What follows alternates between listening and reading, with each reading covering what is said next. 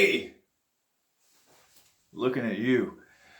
So, this is Dave, and you've seen Dave before on some of the other training videos where we're outside either doing exercises or martial arts stuff. But Dave and I always have these really great conversations that last like hours. Yeah. We've been guilty of going to a restaurant. We went to Sweet Tomatoes one time. Buffet for lunch. And when the dinner crowd showed up, we thought maybe we should leave. But I wanted to bring out and present Dave against his will, sort of, in a different light from the getting beat up and the exercise stuff. So Dave is he's been a teacher and at some colleges, and he's an artist, and we talk a lot about his favorite topic is fractals. Fractals, yes. So we were just discussing fractal aspect of problem solving. Mm-hmm. Give me some insights on your thoughts about fractals and how they apply to life.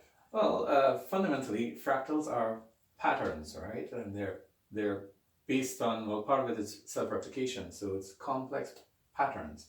And if we look through nature, nature expresses itself pretty much in fractals.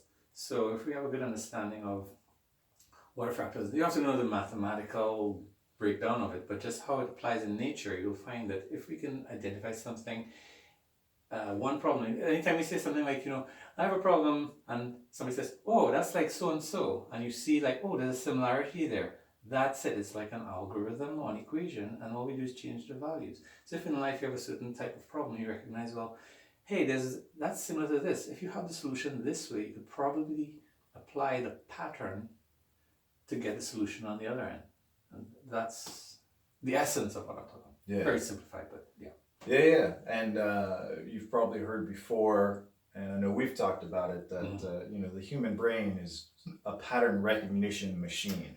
Yes, exactly. We are geared and trained naturally to recognize patterns. Like, for instance, if I were to teach you something right now, tomorrow I came and I showed it again, the next day I probably don't have to, because through habituation, you will naturally pick up on the pattern and keep going. So we don't have to learn how to walk every day. We don't have to learn how to speak or anything. Through habituation, we recognize the patterns and we adapt to them. And it's just an extension of that, pretty much. Yeah. Very cool. And the pattern recognition of stuff is super cool. How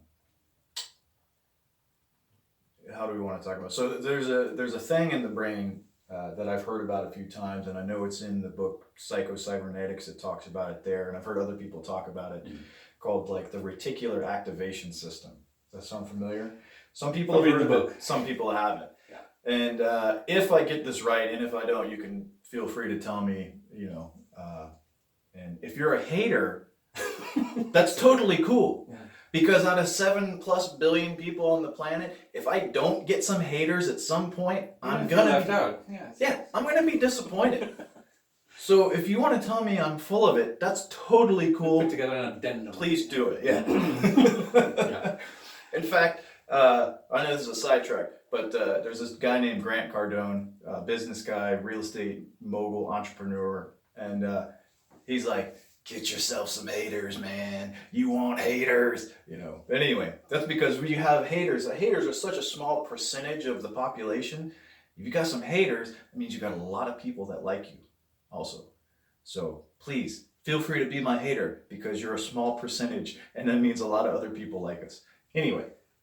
But just a sincere hater. Don't just get on there just to be special, no. That's right. Yeah. But the pattern recognition and the reticular activation system, like I said, if I'm wrong, please tell me. Here's a simple way I figure to describe it. This is you go out and you get yourself a new car. Yeah. And then you realize in the next 2 days that the roads are littered with the same car, and you never saw them there before. But because now your brain is recognized this vehicle that you now have, now you see it everywhere. That's funny you bring that up because I remember someone told me that the salesperson when I was buying my car said that's what happens. So that when you're about to buy it, you're going to find you seeing them everywhere, and then slowly you stop seeing them and so on. And that has been what has happened with me when I bought my car. Just before I bought it, I was just like counting them on the road in the traffic. And then, yeah, now it's like the car is close to 10 years old. I hardly see any of them on the road. But I'm not sure how to apply that to any of what we were saying before, but it is a pattern, and it is a pattern in recognition. This is how the brain does work. We are geared to seeing, recognizing, and acting on patterns. Yeah. So now we were talking a little bit before also about problem solving and just kind of a way to break down any subject that you want to talk about, and it leads perfectly into the fractal work that Dave talks about. And it was just a super simple, like you make a line graph, and this is, you don't have something that you want over here. Where I am where I want to be. Right. Yeah. And so you just make some little marks and you break out 4 basic steps. The big building blocks, right?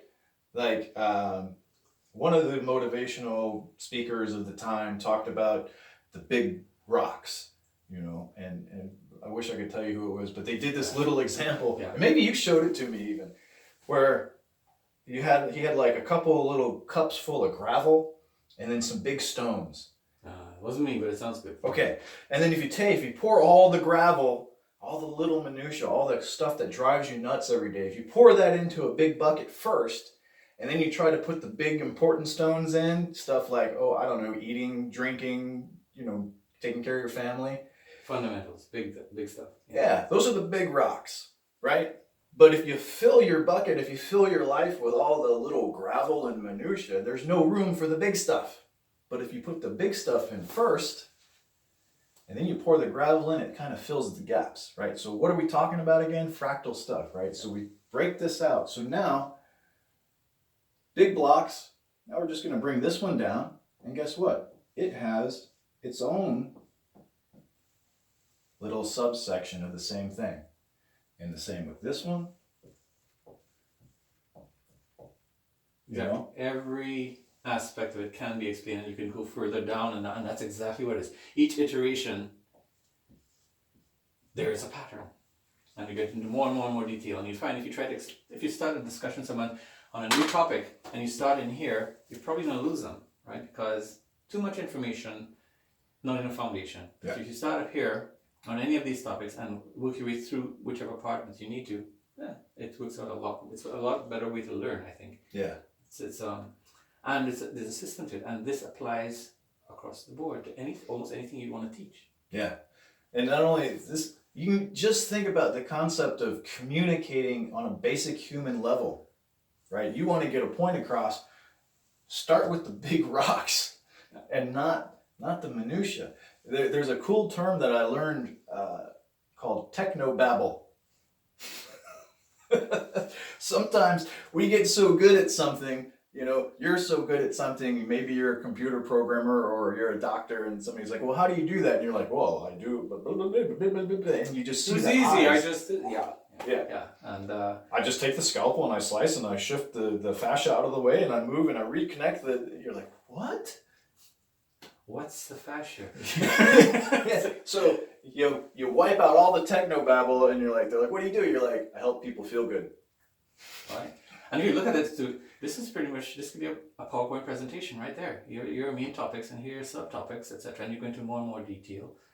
It just gets simpler as you go it's getting more and more complex as you go along, but it's a nice simple pattern that takes you through it. You don't just start anywhere and have to try to figure out your way back up to the top. Yeah. So progressive. Right.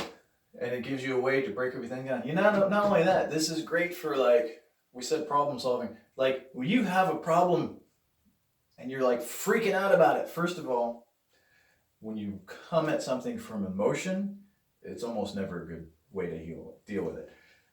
True. True. Emotions are super important, but if you try to solve things by emotion, Right. Probably emotion might help you to appreciate what's the most important, Yeah. right? Or what's the most life changing, or the one most impact. But beyond that, yes, it's about being able to recognize where the problem is. What's the major problem? So emotion may help there, but once you've recognized that, now that's the pattern. Any crisis is a bunch of problems, and being able to get in there, whatever the crisis is, and identify what the major problem is, separate the gravel from the big rocks, deal with the rocks, the rest can sort itself out. Yeah. And simple, not easy, right? Simple, not easy. Yeah. When you have a problem, no matter what the problem is, step one is, okay, accept that that's the problem, and now what? Yeah, I know it says like recognize the problem, and as like you said, you can't solve a problem unless you admit there is one. Yeah. So if you can admit there is one or recognize one, now you can start dealing with it. Yeah. So yeah. So that's probably good for now, right? We don't want to blow everything, but this was a great kind of quick explanation of like how fractal life is itself. I know you talked about the fractal aspect of nature, so plants, nature would express like just simple things like transmission. How does nature transmit energy? There's some fundamental ways. There's a branching, which we see in like roots, rivers, lightning, cracks, right? There's spirals, which you'll see in storms, galaxies, vortices of any sort in nature, like your faucet, your sink drains. Waves, which we see in the ocean, which like vocally or electromagnetic waves, etc. Energy is transmitted through that. So these fundamental things exist throughout nature.